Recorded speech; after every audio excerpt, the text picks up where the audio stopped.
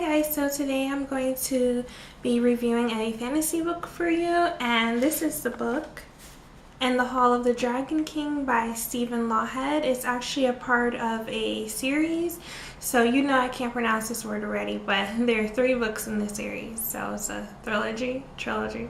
And I'm only going to talk about the first book in this video.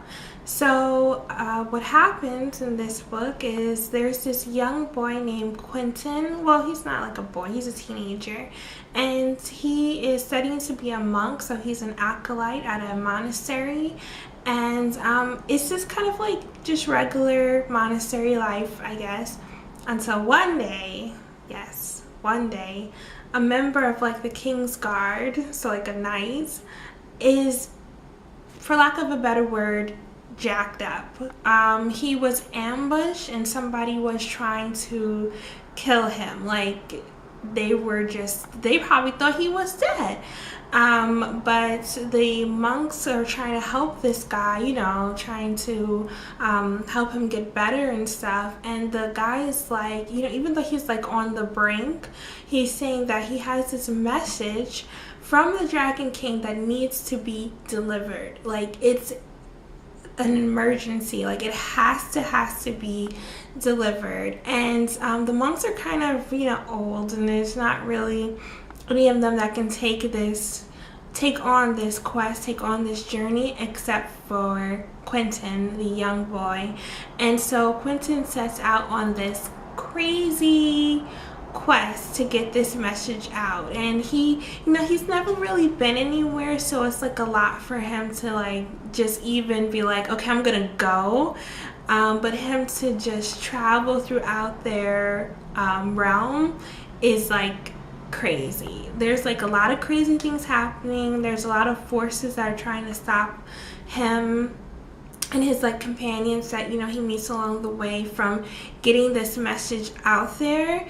So that leads me to the other side of the story, where there's Prince Jasmine, who is the king's brother, and who I feel like a lot of king's brothers throughout histories are kind of like him, where they try to overthrow the king even though he's their brother and try to gain the throne. But Prince Jasmine enlists the help of a necromancer, which, why would you enlist the help of a necromancer? I have no idea. It makes no logical sense to me, because necromancers are crazy. I will just say it. The necromancer in this book scared the heck out of me. I was just like freaked out, afraid of him. Like, you're crazy. I know it's because you're a necromancer, but you're freaking me out. And they are working together to control the kingdom and to control the realm. So it's really Quentin and his companions are trying to save their kingdom and to save their world from being taken over by evil forces, really. And this book is really cool because Quentin matures a lot. Like, he's just a different person. So that is really cool to see. He has like a really cool spiritual experience that's like, whoa. And it's just so cool. I can't describe how cool it is and how cool other things are that happen in this book. The way that the world is described, their realm, it's like you were there. It's so descriptive, and it's like so cool. And the other cool thing that I really like is that there's a map. So that's what it looks like. And I'm reading a fantasy novel now that there is no map, so it's just cool to see a map again. And it just doesn't just say the cities, it also says, like, you know, where people live. So as I was reading it, I referred back to the map a lot, and I just thought it was like so cool. So I'll show you the other 2 books that are in the series.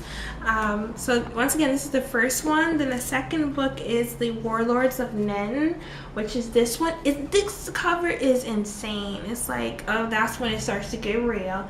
And actually, the warlord in this book freaked the living daylights out of me.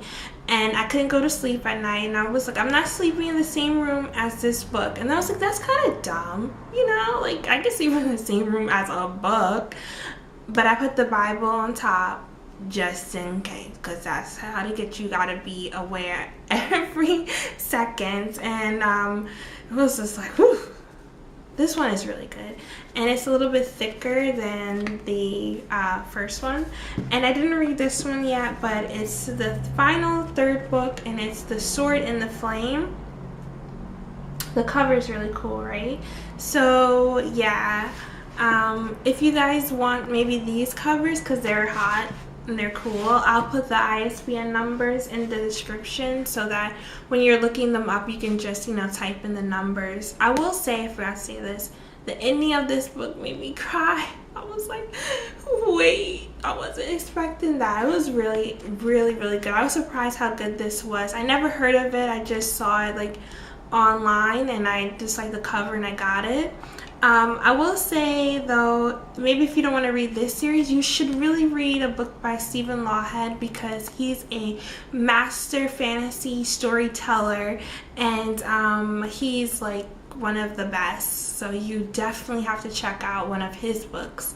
And yeah, that's really it. If you guys like this book review, then just let me know, and then I'll probably review the second and the third book in this series. So once again, the series is, I don't think I said what it was called, but it's called The Dragon King trilogy. I don't know why I can't pronounce that word, but I'll see you guys later. Bye.